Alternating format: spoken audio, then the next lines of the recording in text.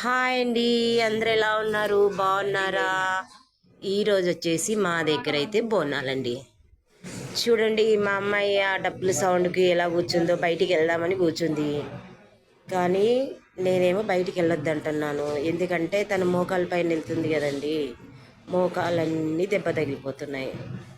సరే వద్దు అనేసరికి ఇంకా అక్కడ డోర్లోనే కూర్చుండిపోయింది. అదో చూడండి, అక్కడైతే బయట అయితే సౌండ్ వస్తుంది. సౌండ్ కోసం ఎలా తొంగి చూస్తుందో చూడండి. ఇకపోతే మా ఇంటికి మా బ్రదర్ ఇల్లండి, మా సిస్టర్ అండి. హాయ్ చెప్తున్నారు చూడండి ఇద్దరు. మార్నింగ్ వచ్చారండి.